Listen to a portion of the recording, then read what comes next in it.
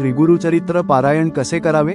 पद्धत आणि नियम. श्रीगुरुचरित्र हा श्री दत्तात्रेयांचा चरित्र ग्रंथ असून त्याचे पारायण सतत वाचन करणे अत्यंत पुण्यदायी मानले जाते. हे पारायण निष्ठेने आणि नियम पाळून केल्यास भक्तांना साक्षात्काराची अनुभूती मिळते. पारायणाची पद्धत आणि नियम विविध स्त्रोतांनुसार खालीलप्रमाणे आहेत. हे मुख्यतः सप्ताह 7 दिवस किंवा त्रिविध 3 दिवस असे केले जाते. पारायणाची पद्धत सप्ताह 7 दिवस, शक्यतो शनिवारी सुरू करून शुक्रवारी संपवा. सुरुवातीला आणि समाप्तीला श्रीगुरुचरित्राची पूजा, पंचपदी आणि आरती करावी. दररोज ठराविक अध्याय वाचावेत. एकूण 51 अध्याय असल्याने दररोज सुमारे 7 ते 8 अध्याय. समाप्तीच्या दिवशी सुवासिनी आणि ब्राह्मणांना भोजन द्यावे. त्रिविध 3 दिवस. पहिल्या दिवशी 24 अध्याय, दुसऱ्या दिवशी 37 अध्याय आणि तिसऱ्या दिवशी 53 अध्याय, शेवटचा अध्याय समाविष्ट वाचावे. एक दिवस फक्त दत्तधाम किंवा राष्ट्रसेवेसाठी सामान्यतः टाळावे. नित्य पारायण. दररोज 5 ओव्या वाचणे शक्य. वेळ पहाटे 3 ते सायंकाळी 4 वाजेपर्यंत. दुपारी 12 ते दुपारचे 12:30 श्री दत्त महाराजांच्या भिक्षावेळी वाचन थांबवा. पारायण सुरू करण्यापूर्वीचे नियम. 1. सूर्योदयापूर्वी उठून दैनिक संध्योपास, गायत्री मंत्राचा 108 जप आणि गणपती अथर्वशीर्ष वाचावे. 2. संकल्प करावा.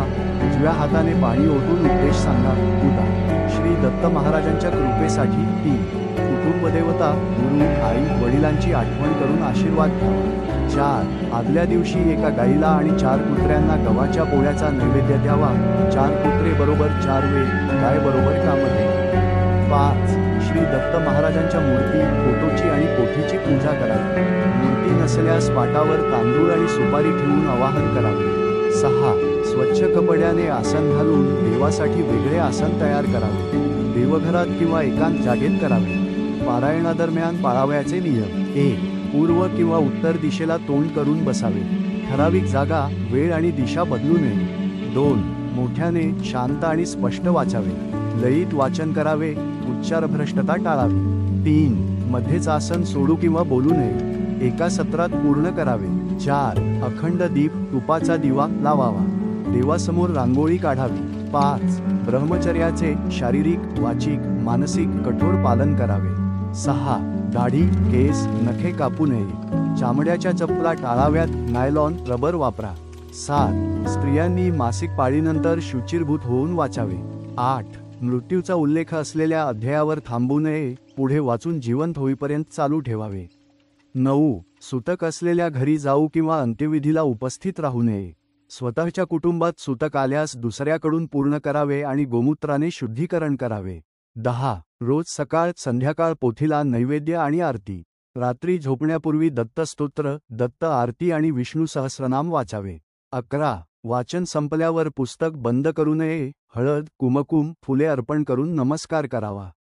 12. निष्काम भावनेने वाचावे. यांत्रिक वाचन टाळावे. पथ्ये. एक वेळ हविष्य भोजन, दुधभात, गव्हाची पोळी, तूप, साखर.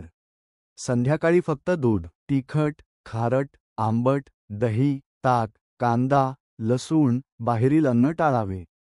गूळ वापरू नये. आई, पत्नी किंवा बहिणीचे अन्न घेता येईल. उपवास करू नये. समाप्तीचे नियम. शेवटच्या दिवशी महानैवेद्य, पूजा आणि आरती. 8व्या दिवशी समाराधना करावी. दत्त जयंतीला सप्ताह संपवू नये. फक्त 4था अध्याय वाचावा. हे नियम पाळून पारायण केल्यास फलप्राप्ती होते. अधिक तपशिलासाठी विश्वसनीय ग्रंथ किंवा गुरूचा सल्ला घ्या. जय श्री दत्त.